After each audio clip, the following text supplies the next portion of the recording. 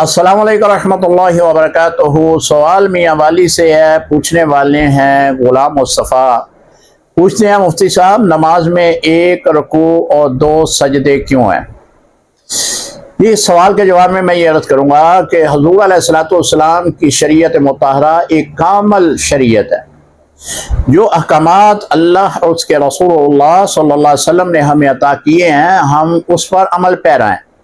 حضور علیہ الصلوۃ والسلام نے نماز پڑھ کر دکھائی صحابہ کرام کو، اور آپ نے فرمایا کہ جس طرح میں نے نماز پڑھی ہے تم نے بھی اسی طرح نماز پڑھنی ہے۔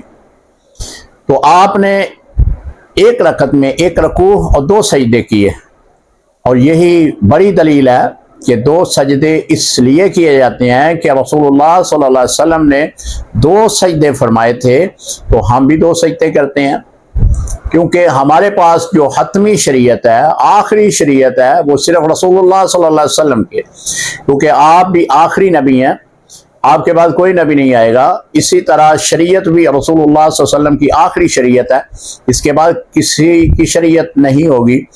تو حضور علیہ الصلوۃ والسلام نے ایک مکمل شریعت ہمیں عطا کی ہے، تو آپ نے 2 سجدے فرمائے ہیں، ہمیں بھی 2 ہی سجدے کرنے کا حکم ہے۔ علماء نے اس پر وضاحت بیان کی ہے۔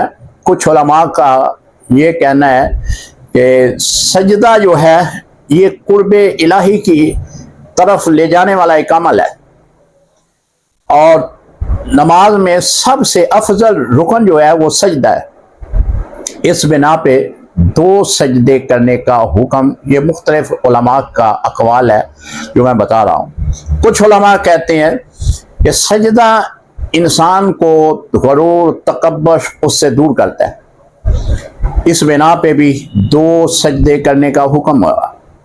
کچھ علماء کہتے ہیں کہ سیدنا آدم علیہ السلام کو جب سجدہ کرنے کا حکم دیا فرشتوں کو، اللہ نے فرمایا تسجدوا لآدم، تو تمام فرشتوں نے اللہ کے حکم سے سجدہ کر دیا، ابلیس نے سجدہ نہیں کیا۔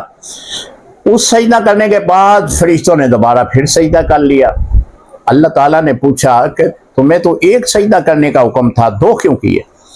تو فرشتوں نے عرض کی، اللہ ایک تو تیرے حکم کے پورا کرتے ہوئے ہم نے سجدہ کیا، دوسرا ہم نے سجدہ شکر ادا کیا۔